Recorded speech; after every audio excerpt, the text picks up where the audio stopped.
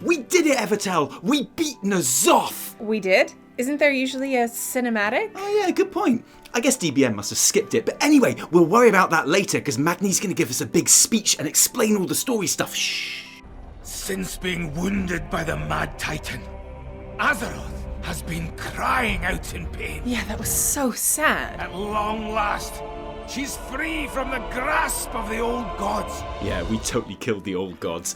I mean, not Cthulhu or Yogg-Saron because I wasn't raiding them, but yeah. Her song rings clear and strong throughout this chamber.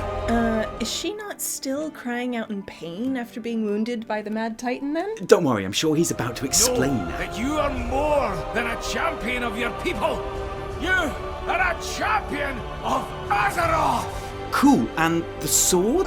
What? The sword, is that all okay now then, or is it still causing her great pain? What sword are you talking about, champion? The sword. The reason we started all of this? The reason you gave us the Heart of Azeroth? I don't remember any sword, no. It's just, I'm wondering if the sword is still an issue? It's just, it was quite a big issue at the start, and we haven't really done anything about it. I don't want to, ignore the massive sword if it's still killing her, like you said it was at the beginning. That's all. Oh, I know it'll make you feel better, champion. Have some loot. Oh, great.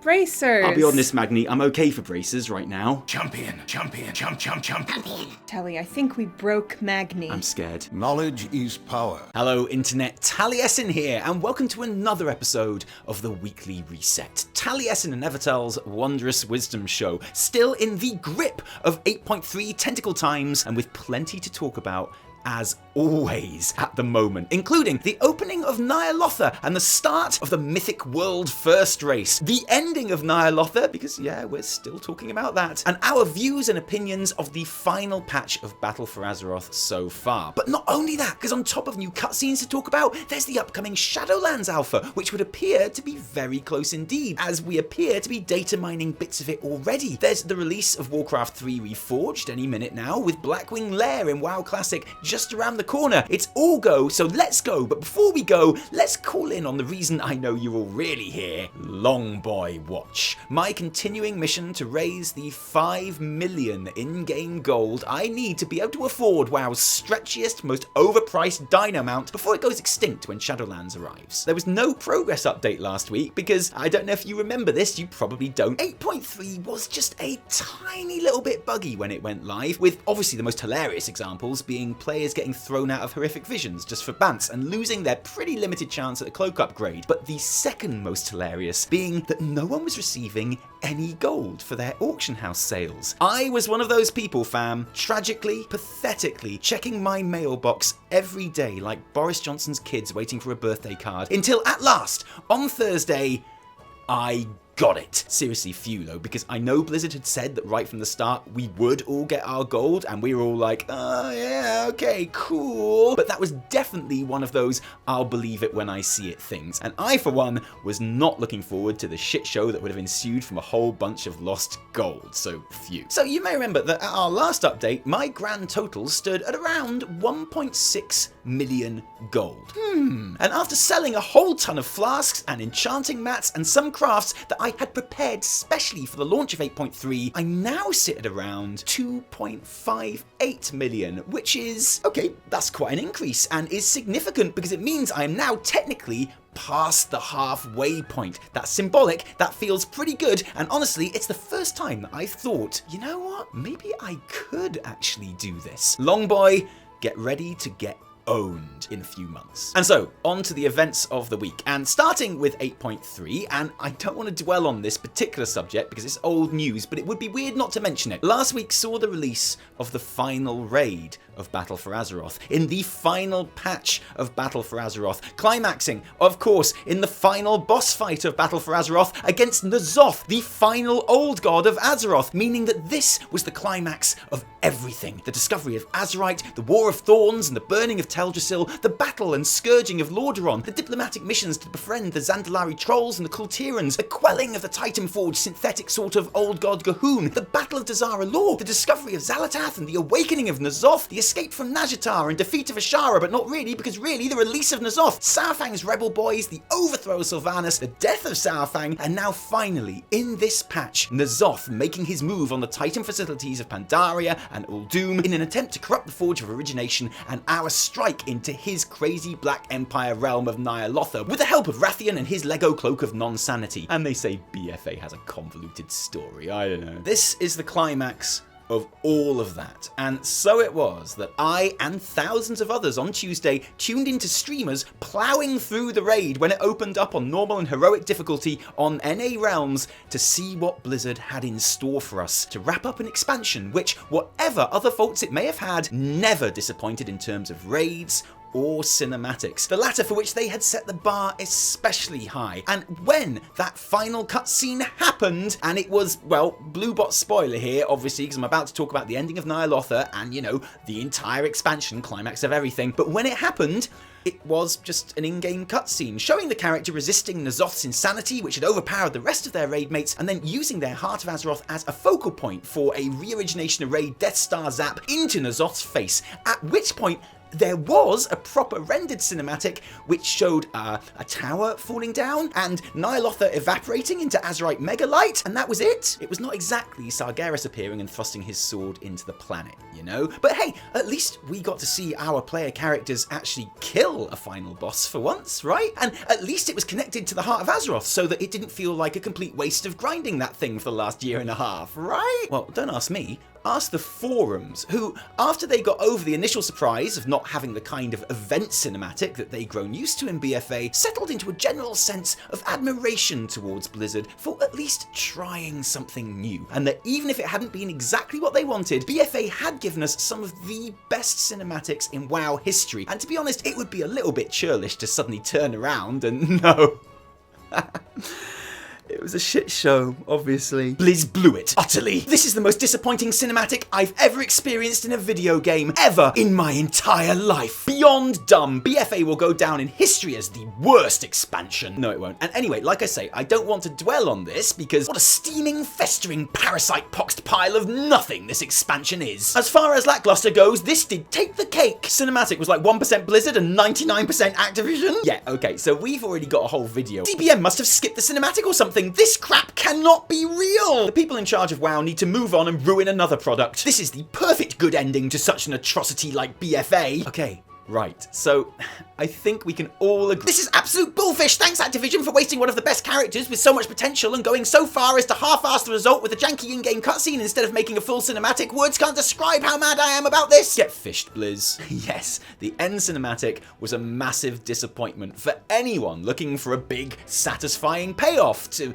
you know, the big baddie of the expansion, which is a fair enough thing to want. That's not in doubt. We've got an entire video on it, so I'm not going to go into too much detail here, but the TLDR of my opinion is I actually quite liked the idea of an in-game cutscene showing my character doing something for once, but it needed a proper rendered cinematic as well, with character interaction. This is the first end boss cinematic ever in WoW that hasn't featured at least two characters talking to each other in some way, and that for me is why it felt so shallow. I wouldn't take away the in-game cutscene, just add to it with, like, you know, a proper cinematic. Now, it's unthinkable to me that the cinematics team didn't know this, and I'm certain that this is not all that they intended to do. Now, whether what they intended didn't happen because of budget, or time, or genuine other creative decisions, we can only speculate for now. 8.3 was the most tested patch since Warlords, after all, so I think accusations that it was rushed might be missing what actually went wrong, but again, I don't know that. All we can truly do is assess what's in front of us. Oh yeah. And the ending of Ny'alotha will go down as a missed opportunity, for sure. And is it a complete waste of Ny'alotha and N'Zoth as final baddie? Well, look, you know that I am the biggest N'Zoth fanboy in the entire world, though. You know the Black Empire expansion is all I've ever really wanted from WoW. So yeah, of course I'm disappointed if this one raid is the only time we get to play in that amazing environment. I'm a little wary of saying that N'Zoth felt like a non-event, though, or that he is done with too quickly, because frankly, 8.3 is not going to be a short patch. I'm going to be fighting N'Zoth for the next 6 to 11 months, and I'll see how easy I think N'Zoth was to kill after a few hundred wipes to him in the final encounter. But yeah, at the moment, I wish there could have been more from this Ny'alotha thread, which is obviously a shame. In fact, I'd go as far as to say that this is the tragedy of 8.3. Because here we are talking for days about a disappointing 20-second cinematic in an expansion which has seen the most, and in my opinion, best cinematics overall by miles from any expansion, and in a patch which is really, at the moment at least, very, very good. And it's not defending or trying to excuse the end cinematic, which we all agree was bad, to express regret that it overshadows how the patch itself is really fun and promising, something which is arguably more important. And I want to make it clear that I think this is the absolute worst time to make any real judgment on the quality of a patch. The weeks in between a patch launching and beating the raid are, for me, when WoW is at its absolute most enjoyable, because everything you do has real purpose, you know? Every upgrade is going to help you progress the raid in a tangible way. Every essence slot unlocked could help you down the boss that your team is stuck on. If you like WoW, you're almost always going to enjoy the first weeks of a major patch, and Visions of N'alotha is no different. I've had an absolute ball doing the assaults. I love how much they change up in the 2 zones that they're in, and yes, Wowhead has been very valuable here, making sure that I don't miss anything that I want to do, especially on a Saturday when, in the EU at least, the assaults and dailies swap over in the middle of the day. Thanks for that. Lots of Wowhead links in the description below, as always, including their add-on guide, which is also great. And dailies, I really like them, even though Blizz changed one of the things that I spent last episode raving about, increasing the coalescing vision rewards for dailies by 400%. So they're not quite the non-mandatory content that they used to be, and which I really liked. Which, okay, fine, they still don't need to be done because you can still keep up with progress on your cloak very easily by not doing them. It just means that they feel more rewarding, and you can now enter 3 or 4 horrific visions per week very easily instead of 2. And that's good, because I also really like horrific visions, and the reason I like them is the exact same reason that I don't like them. It's because they are the closest WoW has ever come to having a real fail state. Every time I run one of these now, and I do it in a group because I play a healer, I'm nervous in a way that I'm not for any other type of WoW content, because in no other WoW content do the gameplay stakes feel so high. I can properly fail horrific vision and miss out on what I wanted from it, and that's not something that I'm used to in WoW. People say that Mage Tower had the same sort of vibe, but I actually disagree. You went into each Mage Tower run not expecting to win. In fact, you could literally only win once per character and you were done. You go into a horrific vision just hoping not to lose, and I find that thrilling. I hate it and I love it, and it's great. Seriously, really good. Even if that higher stakes situation can make it all the more frustrating when things go wrong beyond your control. People are still reporting random disconnects or being stuck in combat, which is just bad. Not GG, Blizz. I myself got disconnected in the middle of what was supposed to be a 3-chest run for my level 7 cloak. Not by Blizzard, but by my internet provider for just 10 seconds. And when I logged back in, 10 seconds later, the game confiscated an orb which we hadn't used yet, and which totally dicked us because we had one less orb. And yes, I'm blaming Blizz for that bug, but not as much as I'm blaming Virgin Internet. Why'd you have to do me like that, Branson? Screw you, Branson, screw you and your stupid little beard. So, okay, fine, I can live with better daily rewards if it means more visions in a week. Whatever. Whisper it, but I even like corrupted or Lovecrafted gear at the moment. It's completely stupid and broken and unbalanced and dumb, but I think that's okay for a final patch of the game where it fits the theme so well and I'm finding it fun. But of course that comes with the quite large caveat that, not being a competitive player, of course I don't care much about a broken fun thing. Clearly it has potential to impact the very top end much, much more. Infinite Stars is still very broken, and just like with assaults and dailies and horrific visions, I say all this in the first 2 weeks of the patch, where I'm pretty much guaranteed to be having fun. I still have the same concerns with 8.3 that I've had since the PTR, in that, why would I continue to do any of this stuff after I beat the raid. Yeah, okay, to get sockets on all my gear and to buy a backpack, sure, but that kind of replay would certainly seem a lot more enticing if there were Mechagon and Ny'alotha levels of collectibles in this patch, which there aren't. I guess we'll see how long the raid lasts, because it is, after all, an absolute beast, and again, something that most players agree is really, really good content, even if there is general disappointment around the actual final encounter. And in my very limited experience of it, I agree that the Ny'alotha raid is indeed super fun. And what is my limited experience of it so far? Well, I'm glad you asked, because it brings us to another reason I know you're already here.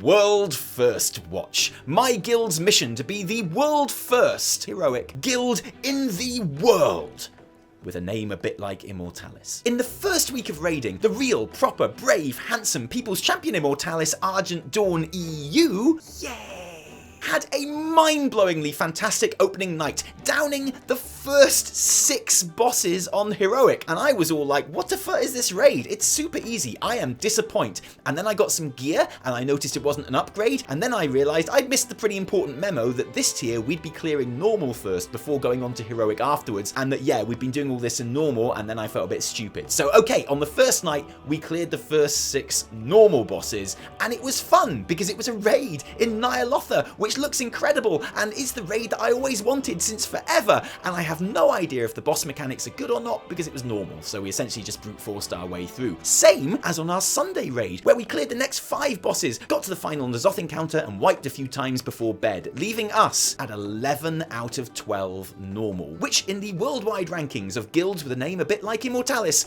puts us in 2nd place, above bit like Immortalis and Taco Immortalis, but quite some ways behind frontrunners Est Immortalis, who basically cheated by going into Heroic first and downing 3 bosses this week. I see you, Est. I see you. I, for one, look forward to keeping you updated on this thrilling race over the coming weeks and maybe months. And of course, any second now, Mythic difficulty will open up around the globe, and the other world first race will begin in earnest, as Method and Limit and all the other ones face off for the final time this expansion, and then Method win. And I know lots of you couldn't give a second toss about the Mythic race to World First, and I'm sorry, but I've always loved it. And I especially love it now that it's such a big, shiny, awesome deal, with Method's gargantuan 24-hour coverage genuinely setting a new standard in esports coverage, meeting challenges that other esports don't have to even contend with, what with their games being like designed for esports, those sneaky other games. I love the absolute monotony of the 24-hour coverage. I love how the commentators become more bedraggled and haggard looking over the course of the week, and how their speech becomes less and less sensical as they try to find interesting things to say about the 300th pull of a boss. I find it genuinely brilliant. I can't wait to see what Limit do with their own coverage this time out. And don't forget, it's the only way that you're going to see big organised WoW content like this on Twitch at all anymore, now that Blizz have announced that all their official esports coverage will be on YouTube Live, which is interesting. We'll talk about that sometime. And I'll be sad when Method win and it'll all be over until possibly next year, when the next WoW raid goes down. Actually, the most thing about Mythic opening up is that we can now all get this cloth transmog set. And yes, I think I will be sounding out Mythic guilds for a carry to that beautiful tentacly wonder. It's got wiggly face tentacle physics. It'll go very nicely with my new Servant of N'Zoth title. Very well indeed, thank you. And of course, once Method have won the Mythic World First race, for many, that really will signal the end of BFA. And fair enough. With N'Zoth gone, that does essentially wrap things up story-wise. Alliance players have got a new in-game cutscene at the end of the Darkshore Warfront this patch, showing Tyrande declaring victory over the Horde and regaining Darkshore for the Night Elves, a cutscene that was originally data mined by Wowhead back in November 2018 and has only now made it into the game, which means that the Battle of Darkshore officially lasted over a year and 4 patches longer than going to Ny'alotha and beating N'Zoth. But whatever, I said I wasn't going to dwell on that, and I won't. And finally means that the New Hope quest that was data mined back then is now completable too. We are still waiting for those in-game cutscenes that show Tyrande getting ballsy with Anduin and stomping out without signing the peace treaty, and the Horde choosing their new leader, but this is all very much tying up of loose ends. And it's only natural that people's minds are starting to move on to what comes next. And with no 8.35 in the works, what's next is Shadowlands. And the question, when can we expect the next expansion? Most commentators predict that it will be a bit later in the year than WoD, Legion or BFA, with many people putting their money on a December release, which, assuming pre-patch comes out a month before, means 10 months without any new content. Ouch. But then there's that optimistic part of me which thinks, well, they did release the raid after just a week of 8.3, which they didn't have to, and which actually contributed to the feeling that Ny'alotha was all dealt with a bit too quickly. And, well, there is no 8.35 after all, which suggests that they are just focusing on Shadowlands for the rest of the year. And then there's the fact that just the very lightest of Shadowlands data mining has already begun. New hairstyles for Forsaken, first hinted at in BlizzCon as part of the Shadowlands presentation, are now in the PTR data. And that's it. Just haircuts, not even these smooth, boneless models that were previewed at the same time. So it's really not much at all, but it's not nothing. In Legion, BFA stuff started getting data mined in January, with alpha keys going out in the second week of February. We are definitely behind that schedule, you'd have thought, but could this be the first sign that something is on the way? I mean, I hope so, obviously. I'm not super optimistic, but the amount of time they spent testing 8.3 and the amount of changes based on player feedback that they made could be seen to bode well for a long and open alpha and beta cycle for Shadowlands, so it's possible they want to get it out there pronto. I'm gonna say March for the alpha, if only because if I do say March, it's almost guaranteed that Blizz will launch the alpha or put a load of Shadowlands stuff in the PTR data about an hour after this video goes live. So I'm doing this for you, okay guys? I'm taking this one for the team. And while we're on the subject of Shadowlands, let's look briefly at a topic which I've seen many other creators are discussing right now, their hopes and fears for the next expansion based on what is good or bad about 8.3 and the direction it seems to be going in. So I'm pretty pleased with the shape of Visions of N'Zoth. I like how the mandatory content to keep up to date is easily doable, and then there's plentiful hours of not so mandatory stuff if you want it. And since that is how covenants are essentially supposed to work in Shadowlands, I'd say that's probably a good sign. Like I say, for the content to really hold and be worthwhile, I suspect that non-mandatory content should have a whole lot more cosmetics and collectibles behind it than 8.3 currently does. As I mentioned, once I've finished the raid, I'm going to feel like I'm pretty much done with power progression in BFA. It would be cool if there were some more mounts and transmogs and other cool things to get from horrific visions and dailies to give me a reason to keep on doing them. But those things were abundant in 8.2, of course, in spades, and I think in an ideal world, Shadowlands Covenants would be a combination of 8.3 gameplay with 8.2 rewards and Suramar depth of quest and story progression, so you know, not much to ask. But the signs are that Blizzard realise this. 8.3's easily achievable mandatory and plentiful non-mandatory gameplay is not a mistake, it's clearly something that they are trying out, and which I'd like to encourage, and the early signs are that they recognise the importance of other non-power progression rewards, if the Covenant sets and back pieces and other knickknacks that they teased or anything to go by there. So at the moment, I'm cautiously optimistic that Shadowlands could combine those things in the way that I'd like. I just need that alpha to come up and for Blizzard to show me that they get it. And also to get alpha, please. Don't leave me out of the alpha again and give Evie 2 alphas like last time, okay? Thanks. And that's pretty much it for this week. I'm sorry that Evitel couldn't be here for anything more than just the intro. We had some real life stuff that got in the way of filming of this episode, which meant that we missed our filming window with her. So hopefully we can get everything back to normal for next week. But I still really wanted to come out on camera and talk about my generally positive experiences of 8.3, because otherwise I've just spent the entire week shitting on a cinematic, which wouldn't really be fair or representative of a very enjoyable patch as a whole. But thank you for joining us today. If you like this episode, don't thank us, thank our patrons who give their actual real life money to make all of our videos happen. If you don't like it, downvote the shit out of it. Remember, my name is Peculiar. No, my name is Taliesin. From me and Evitel, until next time, cheerio.